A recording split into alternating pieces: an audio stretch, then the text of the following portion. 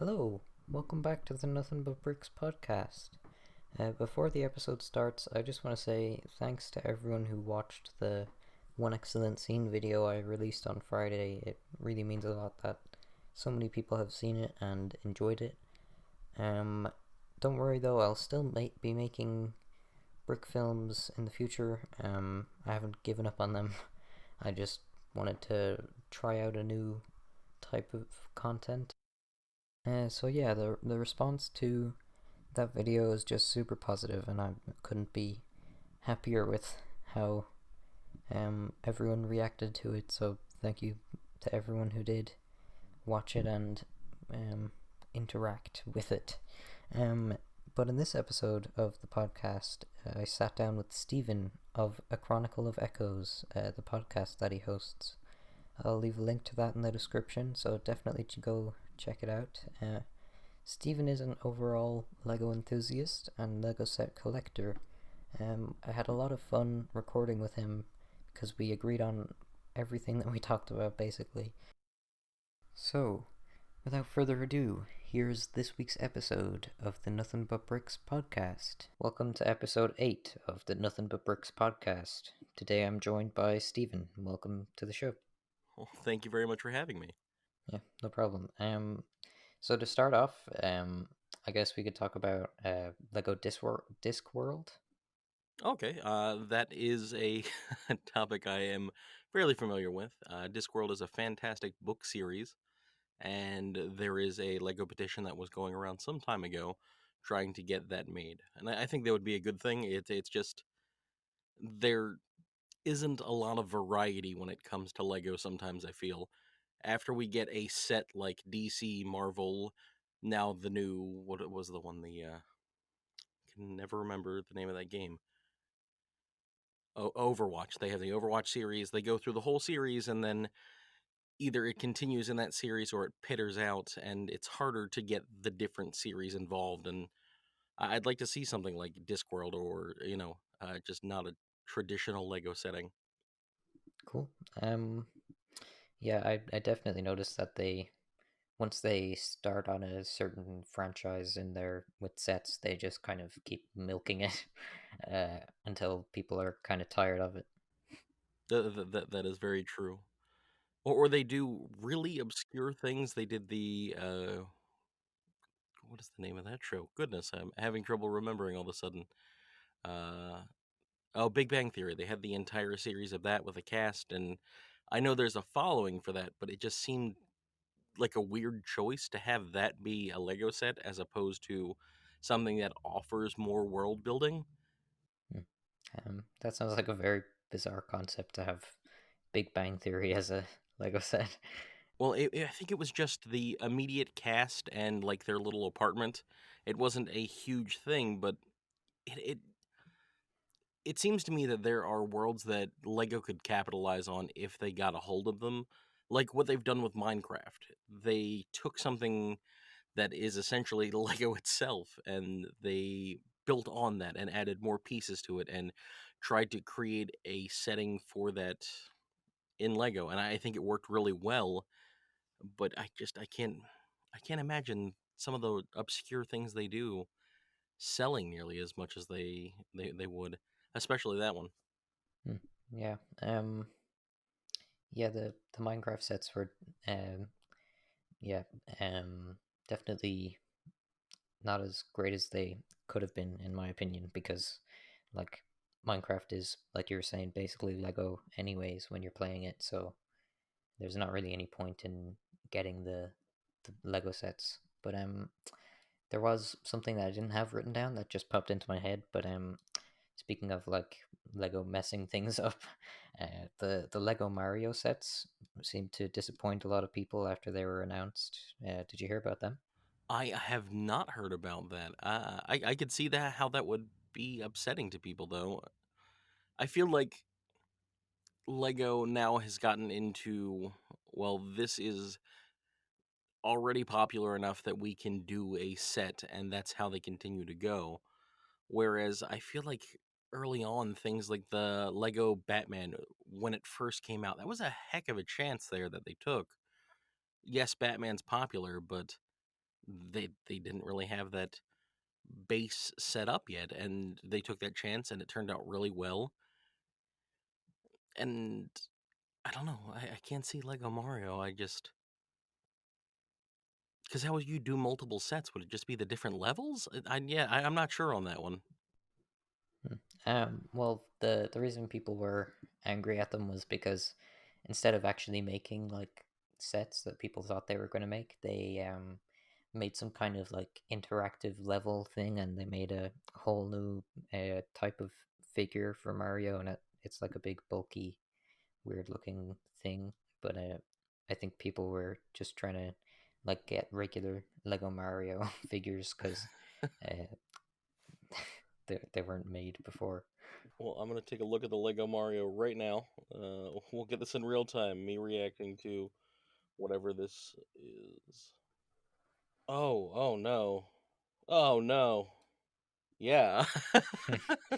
Yeah, I can see why people are upset about that. Oh man, that is rough. Yeah, yeah, um, yeah, Oh no. yeah. I saw a post on Instagram where you can take the arms off him and put it on an actual figure. So just like a, and then put the smaller arms on him, so he'd have tiny arms, and then a figure could have his bigger, bulkier ones. Oh man. That seems like it'd be a fun time to play with. I don't know. That is a crazy set. I wouldn't have expected that. Man, they are making weird decisions. Yeah, like it had the potential to be like a Mario Maker type thing where you could build like a set out of whatever pieces they give you that look like Mario, like pieces from the Mario game, and then you could just use the figure whatever way you wanted. I think that would have been a lot of a cooler concept than what they did. Yeah, I'd be excited to see how these sell and whether or not they try and revamp Mario after that point in time. Sometimes I wonder whether or not they have testing involved with some of the products that they have, but um, I don't see this one. I don't see this one making its way into my collection. Yeah. They also just announced I think it was the a Lego NES set where it's like you can build the The TV and the NES. yeah, yeah. Yeah, I did see that. It looked interesting. I know that it was just you could move him around there. I think that's a really cool thing to have. If I had an entire room to devote to Lego, I would probably have something like that. I have at the moment. I've got to figure out where I'm putting my Lego in the new house that we're moving into, and I'm not sure. I may have to make some cutbacks. I think. Hmm, right. Um so what would be your favorite kind of type of what's your favorite type of Lego that you'd have? I'm really big on the Marvel and DC sets. I'm super big into superheroes, and I've had those for some time. I remember there was an ancient Egyptian set that they put out not too long ago. That was the last one before DC Marvel that I was really into. And it was like a revamp of all the ones I had as a kid growing up. And I really enjoyed that set. And then I got into DC Marvel, and I've done just a ton with those. I remember just wanting to initially collect the characters and have them for a big Lego. Either I was going to do a battle or like a street scene of all of them and just have fun with it. And so that's why I was initially purchasing them. And then I purchased the Captain America Hydra vehicle that came out that year. Let me take a look for a moment. Yeah, it was superhero Captain America versus Hydra, and it was a tank that had Red Skull in it. And I fell in love with the way that the tires moved on that because all the tires are built in a tread system. And so when you would run over other bricks, it would actually adjust the height of the tires. And I was just completely enamored by that ridiculous aspect of them. And I would use them a whole bunch. So that is one thing that I really enjoy is getting into those Legos. Although I will say, sometimes I hate it because there have been spoilers in the Lego sets for the movies, and I'm like, oh no. Hmm. Yeah, definitely. But it's actually funny that you mentioned that specific set because I got that set years ago as well, and I used the Captain America figure to make my first Lego stop motion video. Oh, fantastic. That is, I'll have to take a look into that. I remember getting that one, and I think I took the motorcycle from that one and I repainted it because I had three or four motorcycles at that point in time. And I took one of them and I repainted it a nice silver and chrome. And that was the first time I'd actually taken the time to repaint Legos. That was the start of a much bigger problem. So would you like repaint minifigures to make them like your own custom minifigures? I want to, but I haven't as of yet. I have quite a collection of duplicates for that reason. I intend to do so, but every time I think about painting a minifigure, I get nervous and I'm like, I'm gonna mess it up. I took one Iron Man suit and attempted to do it, and I was going to have an entire collection of all the different Iron Man suits, and I just couldn't. I didn't feel comfortable doing it after the first couple of touch ups and hitting it with the airbrush and all of that. I was just very nervous, and it didn't come out the way I wanted, so I haven't done one since.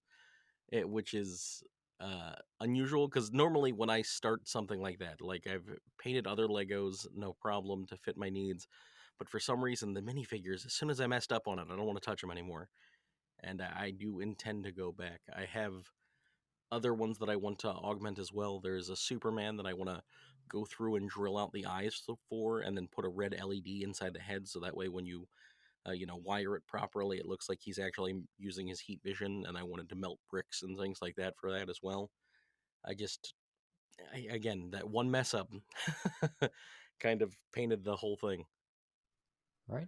Hmm. Um, I follow a few like custom Lego figure designer people on Instagram, and a lot of them got into it from like painting over the generic clone figures from Star Wars, because like you just like get a blue highlighter or something and then like color in their helmet to be like a different trooper type thing. So I thought that that was a really interesting way to get into that kind of stuff. That, I mean, I could definitely see that being a way to do that. Because a lot of, there is an excess of troopers, especially in the Star Wars sets, and that would be nice to have different variety.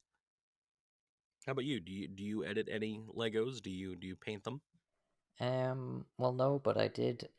Well, my siblings ordered me like a custom painted figure from a website that like puts your an image of your choice onto the figure's chest. Uh, so they ordered me a figure with like my drawn character onto his chest, and they made it look like me. I thought that was pretty cool. Oh, that's fantastic. That's really nice of them to do that. That's really cool. Yeah. Um. Yeah, definitely. So I made a few videos with him as well, moving around. So what's your opinion on knockoff Lego brands? I I was for a very long time a Lego purist. I believed that the ones that were coming out from Lego were the absolute best, and I I kick myself for not realizing sooner. There was a Bizarro that came out from Lego in the, I want to say, 2010, 2011, 2012, something like that. Comic Con, they had a Bizarro Lego from DC, and I absolutely wanted it. And it was like $200 at that point in time. And I thought about buying it, and there was no way I could justify spending that kind of money on a silly minifigure. And at that time, I started looking into the different custom, and I didn't do it at that time. I should have. I should have just bit the bullet and decided that that was the best way to proceed. But there's something about Lego itself that I want to be loyal to that company, and I feel like somehow the other minifigures are disloyal.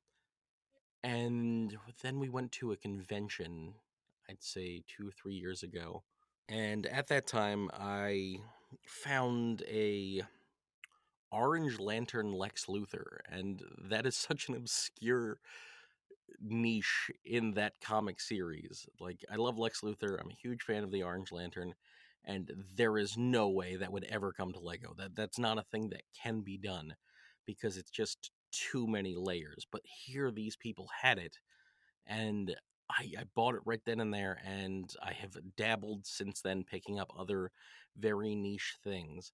But I still won't buy the Bizarro one because Lego has their own. And for some reason, to me, that matters. Is if Lego has it, I want that version of it, not any other version. Even if the knockoff is a better quality or hits on some other aspect of the character that I absolutely like, I really want the original. I really want to have that one. Yeah, I get that as well. Well, yeah, like wanting to support Lego more than the other brands because they kind of did it first and better. Um, yeah, I definitely get that. Yeah, I did find that like guns and things, knockoff brands definitely print more detail onto them because like Lego can't really print um like actual looking like realistic looking guns because they're like mainly marketing towards kids. So I definitely found like other brands do cooler looking guns. I've definitely found that to be the case as well, and there are some that I've picked up over the years from different conventions that I really enjoy. That are, again, is just that niche target, and they look just as good. They are just as good as the ones that I currently have, and if I were to mix and match them, no one would ever know that that Iron Man doesn't belong in the set because it looks exactly the same and it looks perfect. But it's just a mental fixation that I have where I won't let go of that. Like, it somehow feels like it doesn't belong, and I'm judging it the entire time. Like, sorry. Yeah, it's yeah, it's definitely hard to like enjoy having a figure that looks really cool when you know it's not actually official Lego. Yeah, kind of feels like a betrayal. It definitely does, and I think that that is just something that maybe you and I need to work on. I don't know. I can see both sides of it because there have been Legos that I have purchased that aren't in that $200 range, but they are a little more on the expensive side. Or I've gone and supported, like I've purchased all of the games just to get the just to get the promos, so that way I could have some of the more exclusive stuff. And that is a ridiculous thing to do instead of just getting the cheaper version that looks exactly the same. Yeah. Um, but speaking of the games, do you play any of the Lego games? I do indeed. I am. I've moved away from it some in the last bit. I still play the Lego DC Villains is the most recent one that I had. I was a big fan of Lego Dimensions. Are you familiar with that one? Yeah, I played it as well. It's really fun. Oh, it's such a fun game. Tons of comedy. The way that they mixed and matched genres was just wonderful. And some of the sets in there were really fun to have. I didn't expect them to be as fun as they were. The Teen Titans Go set was was surprisingly really funny and really enjoyable. I thought I was gonna hate it, but I absolutely loved it. And I think that was the only way to get a Lego Back to the Future set, which I still have. I really enjoyed it. That is a wonder one from one. Oh my goodness, I got tongue tied there. That is a wonderful one from that as well. There was another set that came out with them that I really wanted. I think it was Gremlins. I was just delighted to have the Gremlins as well. A bunch of nostalgia from that era. Yeah. Um, Also, Lego Doctor Who was a really good one as well. I think they did a great job with that, especially in the Doctor Who level, where you go through the whole thing, and then it turns out that Gladys is the bad guy in the end from Portal. That was a nice touch, really enjoyable. Yeah, I like the way that they like they used the time stuff with the grappling hook and stuff. That was really cool. It was every character, even though you had a lot of duplicates and you could just take one character and go through the entire level and clear most of it, they there were certain characters that filled a niche, and if you had them, you felt special.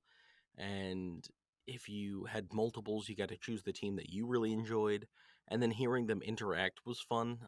Like I had Scooby Doo and I had Jake the dog together, and they would both comment about being dogs, and it's a weird interaction that you would never get anywhere else but Lego. Yeah, it definitely opened up a cool like opportunity of getting all the different um figures from different franchises that you wouldn't think Lego would even bother making. No, no, I I remember the opening scene has them going to Oz, and Batman made a joke about the Scarecrow being a villain, and I I was like, I'm not a fan of the Wizard of Oz. I'm not going to enjoy this. And then that stupid joke it set the tone for the entire game, and I was like, no, I'm on board. This is way better than I immediately thought it was going to be, and I'm 100% supporting all of this. Yeah. So would you say it's your like favorite game out of all the Lego games? I would probably say that one's high on the list. I really enjoyed DC Villains was fun. The very first DC Villains. The newer one I kind of enjoy. Uh, I think it's because I'm playing one on the Switch and I was playing the other on the Xbox, and that's just my game preference. And then I really enjoyed the first Lego Star Wars that they introduced. That blew me away. Same thing with Indiana Jones. And I was a real big fan of Lego Pirates of the Caribbean. I completed that 100%, and I don't think I've ever done that on another game. But I was really into pirates at the time. Still really into pirates, but not as much. Uh, and so that was a really enjoyable game. But of all of them, I would have to say Lego Dimensions is probably my favorite because it mixes and matches a lot of different genres. You get different gameplay every time you go through. You have unique characters that you get to choose. And on top of that, it was a fun setting. Having, okay, now we're Marty McFly and we're running around, and now we have to build the DeLorean so that way we can continue. That's that's smart. That is a beautiful thing to do. It becomes interactive. We get to build the actual Lego pieces that they want, and yeah, I can't. I haven't even added those into my collection. I could do so and just use the little bases, but for some reason I keep them all nice and neat, ready to go, just in case I ever pick up Lego Dimensions again. Yeah. I really like the way they did the hoverboard as well. That was really cool. Yep, the hoverboard was fantastic. Yeah. Yeah, definitely the only way they would have printed it as detailed as they did. So, how long have you been collecting Lego for? That is that's a rough question. I've been collecting Lego most of my life, so I'd say 30 years, 34, something like that. I don't know when I got my first set, but I remember my uncle had Legos growing up, and he left them to me, and I had that early sets from the original Lego way back when. And those got mixed into a giant tub of Legos that we had, just slowly accrued over time. And then I moved away from it, and then after college, I went home to visit and I saw them again, and they were getting ready to be thrown out. I was like, no, I really want those still. And so I took all the Legos that were there that had been accrued by me, my two younger brothers, my younger sister, and cousins and all of that, and I went through them and just got rid of all the things that had been trashed over the years, tried to repair the ones that I could. I have some of the original Batman from the first series that came out that I've been trying to slowly redo. In particular, I think Two-Face got really messed up when I first had him, but it was that little piece of my childhood that I really enjoyed, and having the ability to still use that was really exciting, and having it be DC and Marvel, which I'm already super into, and occasionally collect things from meant that I had an outlet for something from when I was a kid that I could still do now, and it slowly became an obsession after that point in time. Hmm. Yeah, that's really cool. Yeah, it's definitely like a very special thing to a lot of people because it's for all ages, so they can like people can enjoy it for their whole life, basically. Yeah, I absolutely agree with that. I had a friend who, when he had his son, was really excited about getting back into it, and I had a huge box of Bionicles that my brother was really into, but I never enjoyed. That wasn't it didn't hit me at that time when I was growing up, so Bionicles didn't mean the same thing to me. But I gave it to my friend to use with his son, and seeing those two generations playing with the same toys that I had used when I was growing up, and knowing that that will continue was really cool. And I think that speaks volumes to the staying power of something like Legos. Yeah, and that probably goes back to the not wanting to buy the knockoff stuff because like um that Lego's been around for a lot longer, and it's like the one that people will remember a lot for a long time after as well. I think you're probably right. Brand loyalty does go a long way. And even though there have been some sets that I think were missteps, or they do fall in the same niche, like I really wish, Lego, if you're listening, please stop putting out a vehicle every time you make a set. I have too many vehicles. I would really like more buildings in the DC. uh, but other than that, I feel like uh, you do want that loyalty. You do want to have that brand loyalty, and you do want to patronize people who have made your happy memories. Yeah, definitely. Do you have any like super rare Lego sets? The sets themselves, no, I don't have any that are really rare. I try my best to go through and purchase when the new DC, when the new Marvel come out, the different sets that they have, and just get one of each. I haven't done that in some time though. I've been spending my money elsewhere, but I do have one or two figures that I really like. Uh, one is from a Lego Batman book that they put out a few years ago, and it is a Lego Batman pirate from the Pirate Verse in DC. And I was like, all right, that's funny. It has both of my loves, piracy and Batman, put together in one. So I have that one. There are a couple other ones like I've got a Superman where he's dressed as Clark Kent, but you can see the his shirt is slightly open, so it has the Superman underneath, and I really like that as well. A lot of them are just the exclusives that I've picked up from different games. The old Lex Luthor, I absolutely love the Lex Luthor in the Kryptonite Power suit when that first came out, when the first Lego DC game was released. And then I have Iron Patriot, which is the red, white, and blue Captain America, no, Captain America esque Iron Man. I really like that one. There's a lot of the exclusive ones that I think they brought enough to that I really just want to hold on to those, where they don't feel as generic as some of the other. Like, okay, this is just another Iron Man suit. Okay, this is just another Captain America suit. They felt a little more special. Hmm. Yeah, I definitely yeah, agree with you on like the collecting the rarer figures um leaves more of an impact. Yeah, definitely because they're really special and memorable. Um, because that, like you're saying, not many people have this. I think that's part of it is that I think no one has it, but the other part is just that I feel like those are really well made sometimes. I think I have a Plastic Man or a Martian Manhunter from one of those sets, and I was disappointed with one of those exclusives just because later on they brought back, I think it was Martian Manhunter, they brought back a better Martian Manhunter, and I was like, oh man, now mine doesn't look as cool, and I don't like the aspects here, and I can see where they fixed it, and I like this. Or they've done some of the old comic era versions of like Cap and Iron Man and the Hulk, and I don't really like those ones particularly.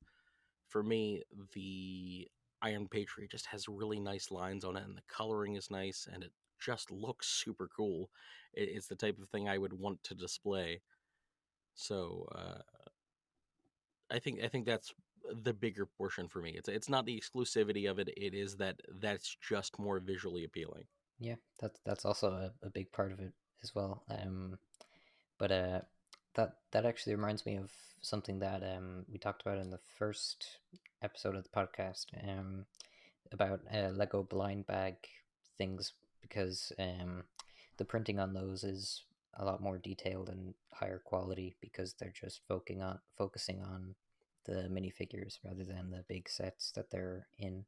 I completely agree with that, and I'm glad to see that they've started to do the thing that I begged for so long, by doing the superheroes in the little blind bags. Because I was like, this is a niche they're super missing here, especially because they started doing the Disney ones. I'd say forever ago. I'm not sure how many years ago that was, but they started rolling those out, and I was like, they need to do these for Marvel and DC. It just makes sense. There's a huge cast of characters you're never going to get to, and there are ones in those that are just really, really nice. Yeah, definitely.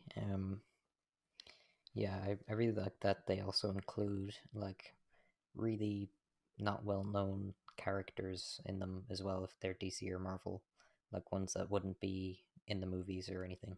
That is really nice. One thing I will say about, because I feel like we got really lucky with Lego Batman being as good as it was. We ended up with a cavalcade of characters from that. Calendar Man is one that I really was excited about, and other ridiculous characters. So it is nice to see them slowly trying to integrate some of the more obscure properties. Yeah, definitely. Yeah. Um. So, what would you say is like the biggest set that you'd have? I think the one that I had that was the biggest was either, see, there's like three that just immediately pop into my head. There was the Bat Cave that came out like 6-7 years ago, that had Clayface and, no, it didn't have Clayface. It had Mr. Freeze, I think. I'm not sure. One of the Batcave sets was just massive in size, and I really enjoyed it. But because everything wasn't locked down, it was a little more freeform. There is an ancient Egyptian set where you built a pyramid, and it had this huge base that I really liked, and it had a lot of layers to it that I really enjoyed. And then, if not one of those two, I'd have to say the only other one that I could think is probably the biggest would be the Queen Anne's Revenge from Pirates of the Caribbean. It's the ship that Blackbeard is on, and that one was impressive in size and very detailed. I was very surprised how much I enjoyed that one and how big it was. Cool. Yeah. So, how long do you think it would have taken you to build that? Uh, I think that one took a few hours, but that was very start and stop. I just would, focus in on some portions of it and then go back through. I think the Egyptian set took about an hour, maybe two. Again, it's just because when I start going, I like to just do as much as I can, but then I have to step away because you can't just sit the whole time doing that. I try not to, but I've done so many of them that after a while it just becomes intuitive, just going through and getting them done really quickly. Yeah, yeah. Yeah, it's like muscle memory at that point. I agree with that. There's been a couple of times where, as I'm building, I've gone through and I'm like, oh, they're doing that again. Or I've gone through and I'm like, man, I really wish they would have done it this way instead. Thinking back to older sets that I've put together. Yeah. Um.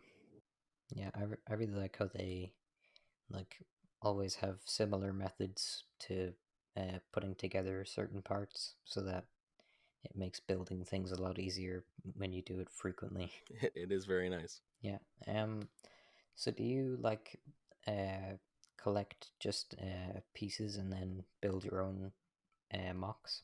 I haven't done that in some time. I was collecting a bunch of pieces because, again, I have a huge tote that just has bunch of random Legos from over the years, and I was going to do something with that. I thought about doing an entire desert scape or a cityscape or a huge bat cave.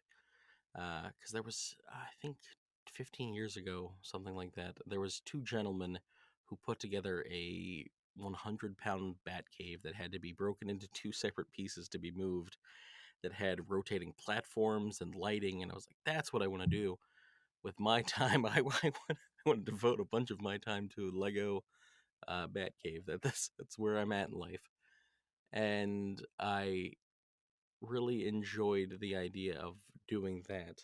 But beyond that, I haven't really built many independent things.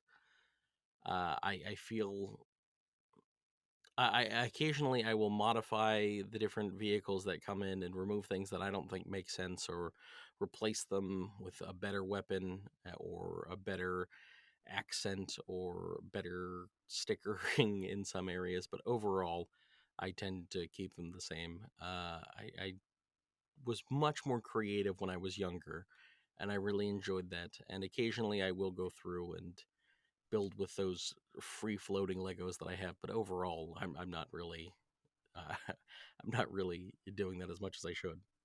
Yeah, I'm the same. I definitely like to stick to the instructions that I'm given to, yeah, because I'm not great at just building off the top of my head. But my brother is better at that than I am, so I'd ask him to build like sets and things for videos that I'd make. Oh, that is fantastic. I'm glad that you have that. My younger brother Thomas was really good at that. He When he had them, he was very creative, and he would use them and integrate them with other toys that he had in order to build more complete worlds while he was playing. And I was like, man, that's something I wish I could continue to do, but I don't have that anymore. Yeah, I don't think I ever had it, to be honest. Well, I think that that's the joy of Lego, is that if you are a stickler and you want it to be exactly by the book, that's what Lego is to you. If you're someone who has that extra creative outlet and you can see what Legos can become, that's what Lego is to you. If you're someone who just wants to build things up and then break them apart, that's what, like, it is so many different things in one. It is a sandbox in itself. It is the world that you get to make, and I don't think there's one right way to do it. I'm envious of some of the people who can do it the other ways, but I don't think that the way that I enjoy Lego is wrong either. Yeah, definitely. I think that's why there are so many different smaller communities inside the Lego overall community. Like there's the stop motion side of it, and then there's the custom figures side, and then there's like the in between of like mocks and stuff. I agree with it. I think that all of that is absolutely acceptable and all paints a better picture of Lego overall. Because if you create a stop motion, and I like the aspects that you've put in that, or a minifigure that you've used in that from a customs, then I'm going to purchase that custom, and then who knows what I'll do with it. Maybe I'll put it in a display, and then someone sees that display and they get creative and they want to build something else. And I think that that's great, that we all are part of that. We're all bricks. We're all bricks in that community, and we get to build that bigger picture. Yeah, definitely. Yeah, like the communities kind of all come together in different aspects. It is nice to see. I really appreciate some of the people who've taken their time to do Brickopedia. I absolutely love Brickopedia, and I love going through and seeing, well, what comes next for this set, or what comes next for that set, and going through and comparing the different types of Legos and the different sets, the different outfits for the different characters. It's just nice to have someone completely make a database of that information. Mm, yeah, that's cool. Yeah, I like the yeah, like forums and stuff as well are pretty cool. And then like Reddit Lego stuff is also really cool to see that there's like uh Lego memes as well. I will have to look into Lego memes. I have not seen Lego memes as of yet. Mm. Um, yeah, there's quite a few of them on Instagram and Reddit, so I'd recommend those. They're pretty funny. I will definitely have to look.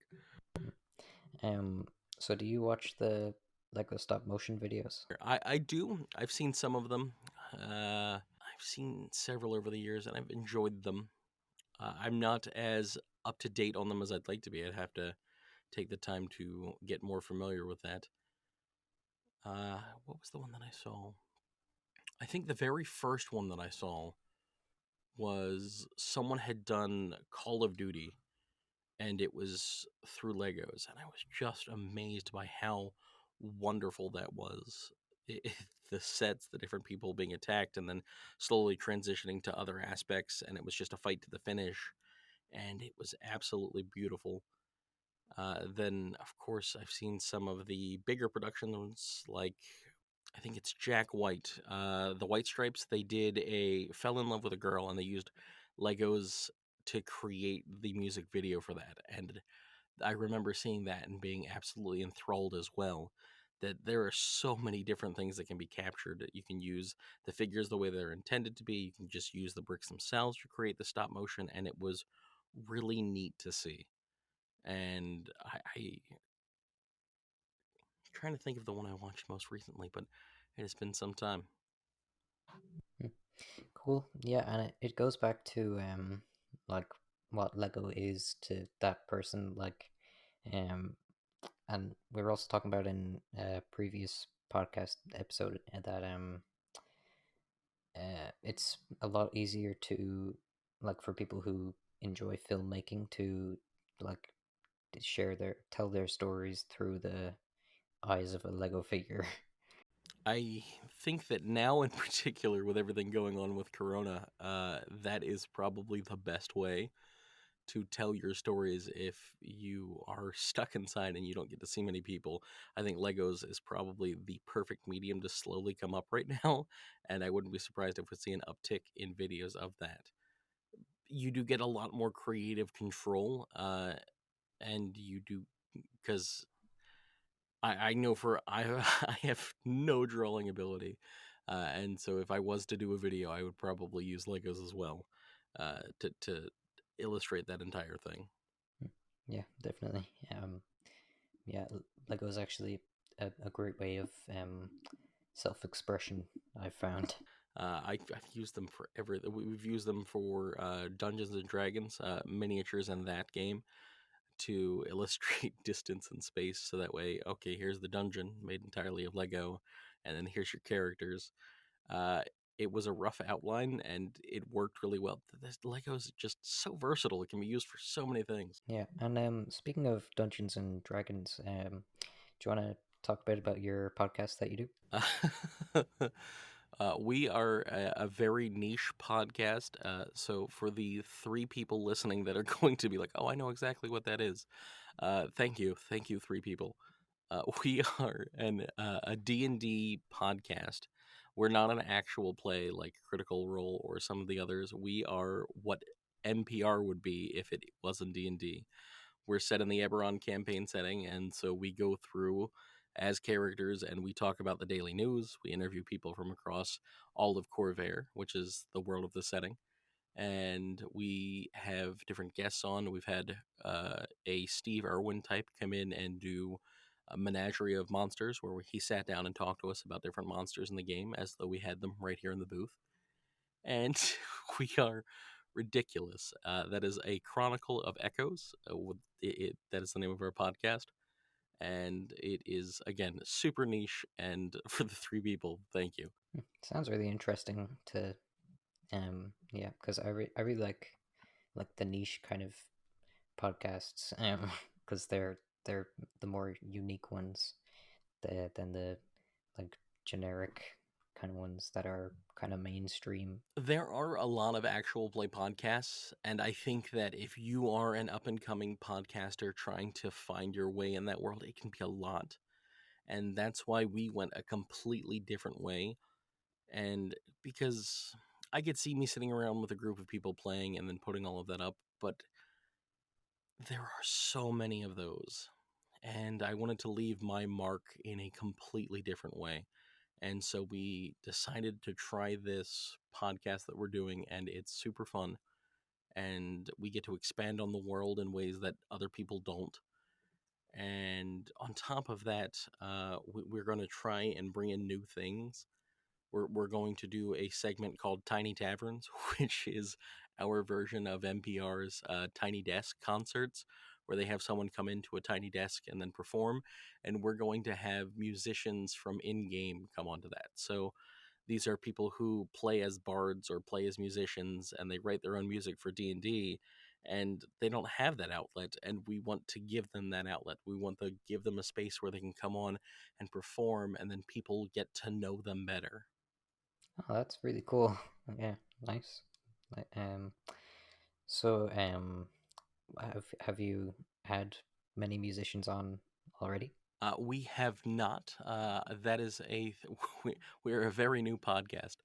The musician aspect is something that we are working on behind the scenes right now. We have several who are up and coming, and I'm hoping that they will be a part of that. I know we have 3 or 4 actual play podcast bands locked down at the moment, but I'm not going to say any names. And then we are trying for some actual bigger names who play D&D as well, because it's such a beautiful experience, and getting to fold real world things into a game that you're already playing is nice. It gives more variety. Yes, music exists in this world, but how does it exist, and what does music look like in that setting? If you were to have dubstep in Dungeons and Dragons, what would it be? Well, it would be them using magic to create the sound instead of using the different machines. And I think that is a really cool way of looking at things. And so I'm really excited to slowly work that into the main storyline that we are trying to tell. Hmm. Yeah, sounds very unique and creative. Well, thank you. I'm just absolutely delighted to start listening to yours. I'm glad that I'm getting in right here on the ground floor so that way I can get caught up, because the worst is when you find a podcast that you really like and you're like, okay, I'm going to listen to it right now. And it's like 400 episodes. You're like, oh no. So we talked about brick filming and custom figures and different uh, smaller communities inside of the overall Lego community. But are there any other smaller communities that you're a part of? There is so many communities I'm a part of. I'm terrible when it comes to hobbies, and I go through phases where I'm like, all right, this is my new hobby, and then I pick it up for 6 months, 8 months, and then once I get caught up on that hobby, I immediately start another hobby, which is why the Legos have not been as prominent in recent recent months, because I have rolled into several others. There is a project for people who enjoy modifying and enjoy gaming. It is called Gaslands. I really absolutely love. It is you take Matchbox cars and then you modify them, and then you compete in death races with them. It has a bunch of dice rolls and movement templates where you can go different directions, and you can design the courses however you want. And the most that you're going to end up paying for a Matchbox is like $1.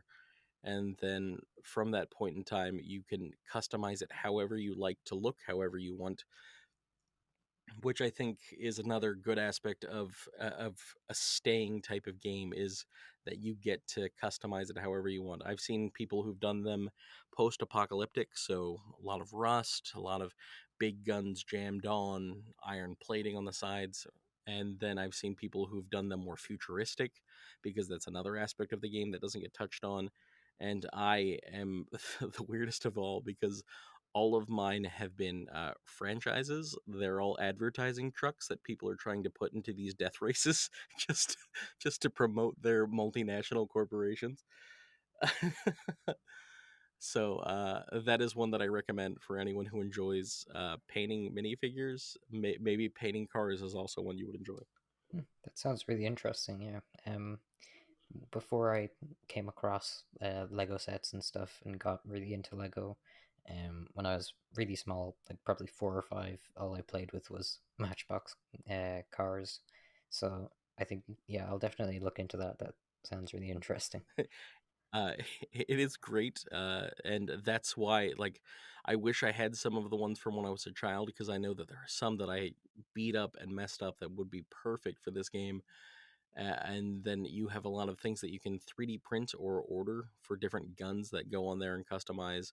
There's a lot of options, and like I've taken ones that I'm working on right now where it's it's the burger company. It's got a big burger on the back and it looks really nice and pristine.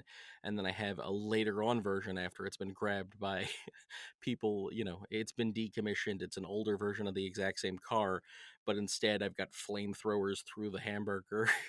And it's a very different look for that vehicle because that's what I was like. Well, what happens if these big franchises were to lose one of their vehicles and it becomes just a roving war band, a giant hamburger with flamethrowers? So that has been fun for me. Hmm, cool. So you were talking about the futuristic kind of ones and then the post-apocalyptic type, but what kind of type of cars would you like to paint? I've done both of them. I have so the Gasland setting is one where it is a mix of both. There are people who have the access to the future tech in the major cities, and then there are roving gangs that live in the wasteland between them. It's your typical, dystopian future type setting.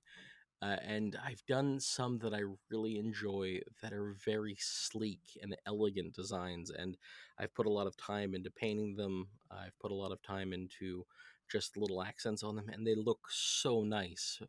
But then there's the ones that I've just taken a hammer to and beaten up different sections of it, and it looks like it has been through heck. And the paint job with the rust is perfect, and the way that the windows are cracked, I've taken the time to break them in specific ways and then board them up. I really enjoy both aspects of it because you get really nice clean lines on the futuristic stuff, but you get some very innovative goings over on some of the ones when you're doing that post-apocalyptic. Cool. So it's kind of like a real life Rocket League. That's very much how it felt. One of the ones that I've also wanted to do is I've started one that is similar to an old cartoon called Wacky Racers, where I want to take a bunch of different vehicles from pop culture, the DeLorean from Back to the Future, the Supernatural car from the Impala from Supernatural, and then like Steven Universe's van. And I want to update them so that way they look really nice, and then I want to put them through that post apocalyptic and just beat them up so that way they have both aesthetics. They look like, oh, okay, that's clearly the Steven Universe van, but what if he was in that world? And that is, yeah, again, just another niche thing that I enjoy doing. That sounds really interesting as well to like take different vehicles from different movies and things and then put them into that kind of world. That's cool. Um, Well, yeah, I was gonna say it started because I had one of the Impalas from Supernatural from a loot crate that I had forever ago, and I was like, I don't know what to do with this. I want to display it somewhere. And then I got into this game and I was like, well, what if I instead just destroyed this poor vehicle and made it look absolutely horrendous and put flames off the wheels and all that? cool. Yeah. So, how long have you been doing that for? I've been doing that for about, I'd say, a year. Last summer, I got really into it when it was introduced to me because, again, it's super cheap to get into. And that was the appeal to me, is that I wanted something that I could do while I was still doing my other hobbies that wasn't going to kill me. And I started doing that, and I've played the game a few times since then. Unfortunately, with everything going on, it has been significantly less.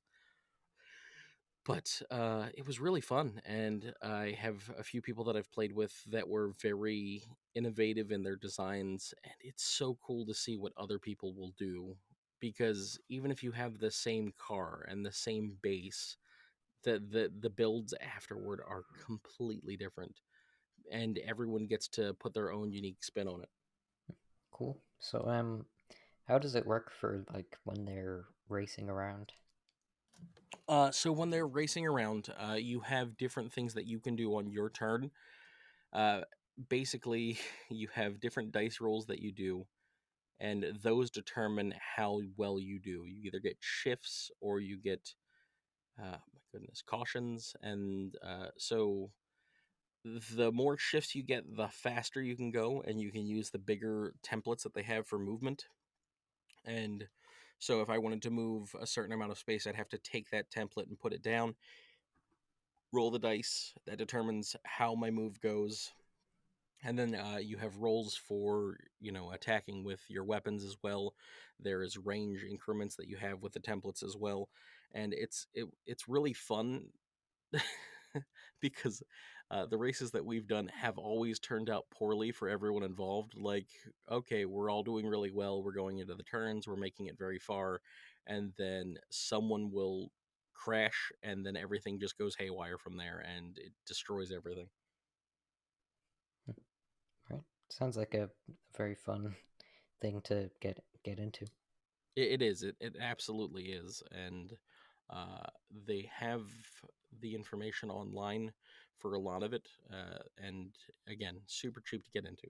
That's really cool. Yeah. I highly recommend anyone listening that would be interested in that should check it out anyway. Um, yeah, but I'll leave a link in the description to your podcast as well, so people can check it out. Well, I greatly appreciate that. Thank you so much. No problem. Thanks for coming on the podcast. It has been an absolute pleasure, and I'm glad that I got to come on here and talk.